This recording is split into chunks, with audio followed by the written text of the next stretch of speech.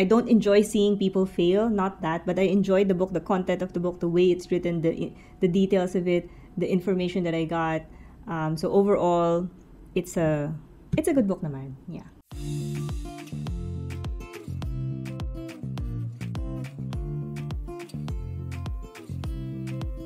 Hi everyone, this is Paul Loves Read, and as you know, in this channel, it's all about spreading the love and joy for literature, and we hope our little channel helps you find the right book for you.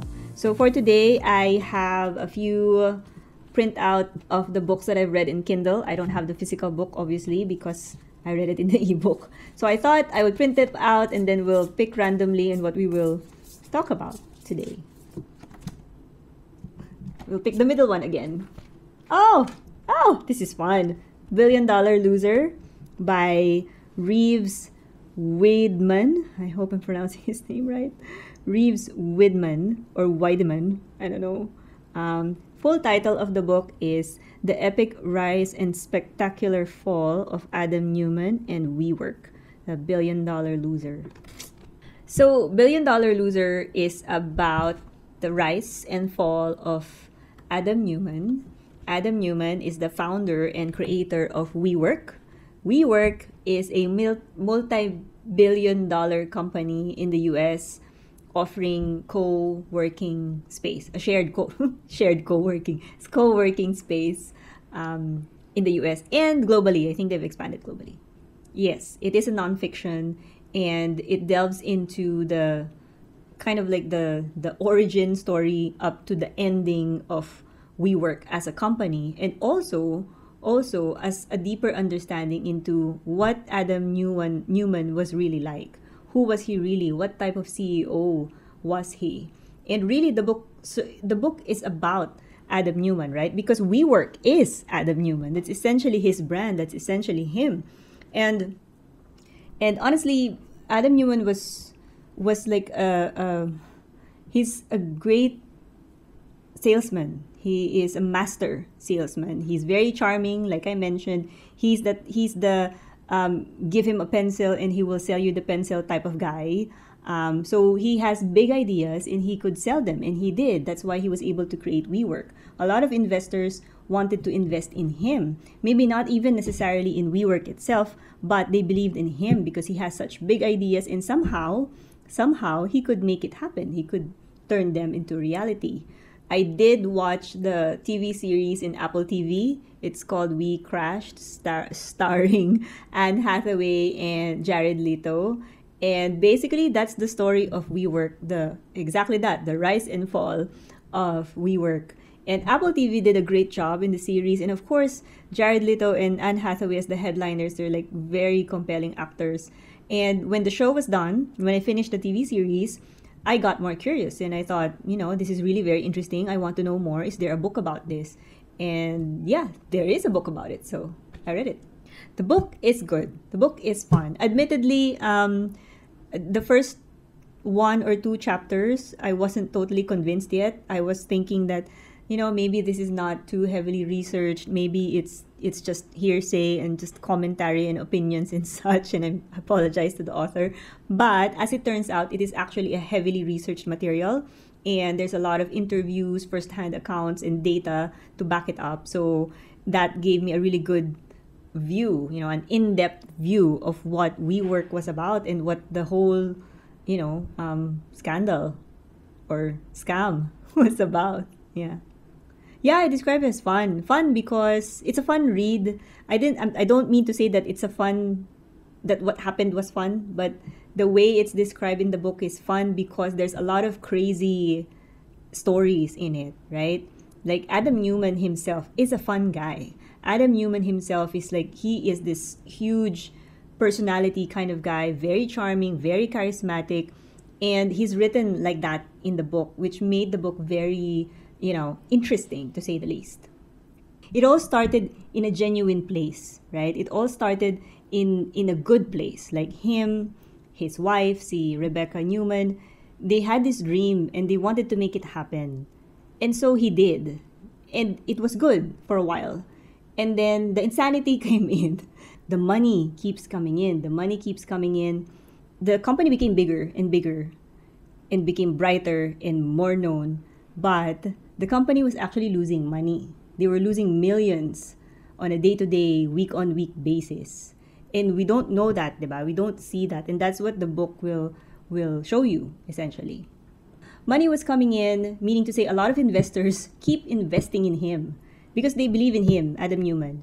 So the investors just keeps investing in him. They just keep giving him money to do something about the money. And then he will open up another space. He will lease another space for an expensive amount of money with the assumption that that would earn money, that space will earn money. Meanwhile, it wasn't actually. Whatever money was coming in, parang offset lang siya or maybe even less than what they were expecting. And I think this is the same, or this is a similar or a common known problem, right? For every startup company, for every entrepreneur, there will be a turning point, right? There should be a turning point at some point wherein your revenue will be higher, right? That's what you're after. And your profit will really start coming in. For Adam Newman, that never happened. So we just keep spending. So yeah, so that's when the finance problems start coming in. Yeah. So some of the definitely $1 billion loser is in that kind of category, the investigative journalism / financial fraud, maybe. Empire of Pain and Bad Blood would have the more serious content. Why? Because Empire of Pain and Bad Blood has direct impact to consumers, adverse impact to consumers, right? Whereas $1 billion loser, there's really no other loser than him and the company and some of his employees. It's not as, I would say, it's not as bad as Bad Blood, wherein it's a healthcare issue, and also Empire of Pain, wherein it's another healthcare issue. So it's really more on the finance side of it, that type. But in terms of level of detail, Empire of Pain, I think the depth of Empire of Pain is quite something else. But $1 Billion Loser is quite deep din naman. It has enough details. It has enough information to back it up. So enough research, I should say. Yeah. So if you're the type who enjoy investigative journalism type books, or if you enjoy financial fraud, entrepreneurship, like learning about these big personalities behind the big brands, I think you would enjoy this. And your level of interest would probably differ depending on how familiar you are with WeWork and Adam Newman himself as a person. I mean, admittedly, he is more known in the US because he's from there and he has a lot more branches, offices there than anywhere else. But he went global. The WeWork brand went global. We even have one here in Manila. So yeah, so your interest would vary in that sense, that how relatable can it be, right? For me, I really got interested after watching the TV series. So before that, I didn't really care about it, didn't really, didn't know about Adam Newman and so on. I would say that you could watch We Crashed in Apple TV first, just because it's a good primer. That kind of you're ready when you get into the book. It's not so ridiculous anymore. And there are a lot of details that the TV series did not include also, okay? And there are certain things that the TV series slightly changed from what really happened, and that's really maybe more for creative license or whatever. But there's still value in reading the book for sure.